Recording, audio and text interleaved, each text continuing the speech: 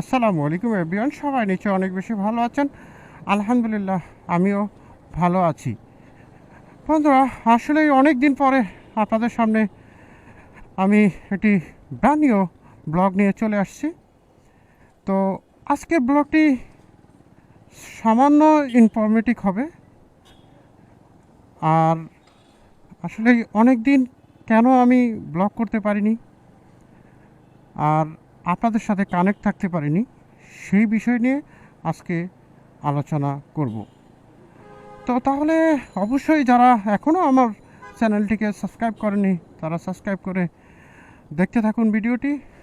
আর যারা ইতিমধ্যে আমার চ্যানেলটিকে সাবস্ক্রাইব করে ফেলেছেন তাদেরকে অসংখ্য ধন্যবাদ। তো বন্ধুরা, আমি যেই কারণে আসলে অনেক দিন ব্লগিং থেকে বিরত ছিলাম সেই কারণটি স্পেসিফিকলি আমি বলে দিতে চাই। সেটা হলো, প্রথমত হলো আমার ক্যামেরা প্রবলেম হয়েছিল, ক্যামেরার ব্যাটারি ড্যামেজ হয়ে গেছিলো। চারটি ব্যাটারি ছিল, চারটি ব্যাটারি ড্যামেজ হয়ে গেছিলো। আর যেহেতু আমার একটাই ক্যামেরা, অ্যাকশন ক্যামেরা, অল্টারনেটিভ কোনো ক্যামেরা নেই, সেই কারণে আমার আসলে ওই ক্যামেরাটার উপরেই আমাকে ডিপেন্ড করতে হয়েছে। এখন বলবেন যে ব্যাটারি তো পাওয়া যেত, না আসলে আমি ব্যাটারি পাইনি। আমি সকল ইম্পোর্টারের কাছেই আমি নক দিয়েছি এবং আমি ফিজিক্যালি গিয়ে আমি চেষ্টা করেছি ব্যাটারি কেনার জন্য, কিন্তু আমি কিনতে পারিনি। তো ব্যাটারি আমি সব জায়গায় খুঁজে না পেয়ে আমি নিজেই একটু হতাশ হয়ে পড়ি যে আসলেই এমন একটি ক্যামেরা কিনলাম যেটার ব্যাটারি অ্যাক্সেসরিজ পাওয়া যাবে না, তাহলে ভবিষ্যতে কী হবে, এটা নিয়ে খুবই চিন্তিত হয়ে পড়ি। তো যাই হোক, অপেক্ষা কিছুদিন করেছিলাম, করার পরে চিন্তা করলাম না, আসলে দেশের পরিস্থিতিতে এই মুহূর্তে ভালো না। ইম্পোর্ট করে আনবে সেই আশায় যদি বসে থাকি তাহলে হবে না। তো পরে আসলে আমি সব মার্কেটে খোঁজাখুঁজি করার পরে আমি শুধু যাইনি হচ্ছে বাইতুল মোকাররম, আসলে যেখানে ক্যামেরার অ্যাক্সেসরিজ অ্যাভেলেবেল।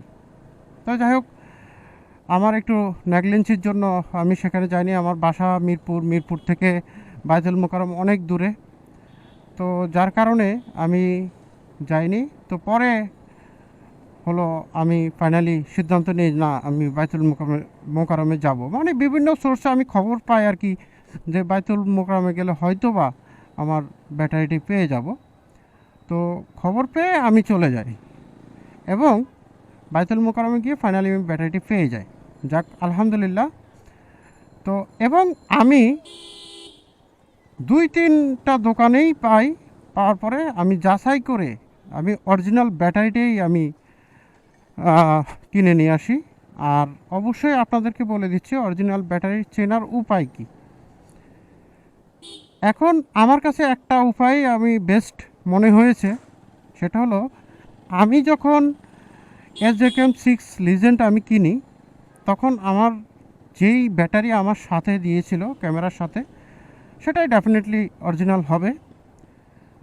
তো আমি সেই ব্যাটারিটা যেইভাবে ছিল, একটা প্যাকেট প্লাস্টিকের, একটা পুরো ইনটেক প্যাকেট, ওই প্যাকেটের ভিতরে ছিল। আর যেটা ডুপ্লিকেট সেটা হচ্ছে যে একটা পলির ভিতরে ইয়ে করা, প্যাকেট করা। তো অরিজিনালটা চেনার উপায় হলো, আপনাকে অবশ্যই ওই প্লাস্টিকের প্যাকেটের ভিতরে ইনটেক করা থাকবে, মোটা প্যাকেটের ভিতরে। এই হচ্ছে অরিজিনালটা চেনার উপায়। তো আপনারা যাচাই বাছাই করে দেখে শুনে ওখানে কম দাম বেশি দাম করে আপনারা মোটামুটি মূলামূলি করে নিয়ে আসতে পারবেন। এটা হচ্ছে বিষয় আর কি। ওখানে কারণ অ্যাভেলেবেল দোকান রয়েছে, আপনার হাতে অপশনস রয়েছে যে আপনি এক জায়গা থেকে আপনার দাম যা চাইলেও তাই দিয়ে কিনে নিয়ে আসবেন, সেই ধরনের কিছু না, হচ্ছে না আর কি।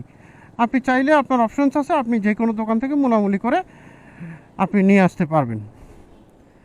তো বন্ধুরা, আসলেই ফাইনালি আল্লাহর কাছে হাজার শুকরিয়া যে আমি ব্যাটারিটি পেয়ে যাই এবং পাওয়ার পরে এই প্রথম আমি ভিডিও শ্যুট করি আর আপনাদের সাথে শেয়ার করি। তো আশা করি এই ভিডিওটি আপনারা যারা নতুন ব্লগার রয়েছেন, ব্লগ করার চেষ্টা করতেছেন, তাদেরও কাজে আসবে। যারা SJCAM ব্যবহার করেন তাদেরও কাজে আসবে। আশা করছি এখন থেকে নিয়মিত ব্লগ দিয়ে যাব। বন্ধুরা, আজকে আসলে এ পর্যন্তই শেষ করব, আর বেশি কথা বাড়াবো না, কারণ যেহেতু আমার টপিক্স ছোট্ট একটি টপিক্স, আমি এই ভিডিওটি করেছি জাস্ট আপনাদের যদি কারো উপকার হয় আমার দ্বারা, আমার ভিডিওর মাধ্যমে, ভিডিও দেখে, তাহলে নিশ্চয়ই আমার ভালো লাগবে। সো আশা করছি আপনারা উপকৃত হবেন। যদি আমার ভিডিওটি ভালো লেগে থাকে অবশ্যই আমার চ্যানেলটিকে সাবস্ক্রাইব করে আমার সাথে থাকবেন। আর নেক্সট ভিডিও আসা পর্যন্ত সবাই থাকবেন সুস্থ, সবাই থাকবেন ভালো। আল্লাহ হাফেজ, আসসালামু আলাইকুম।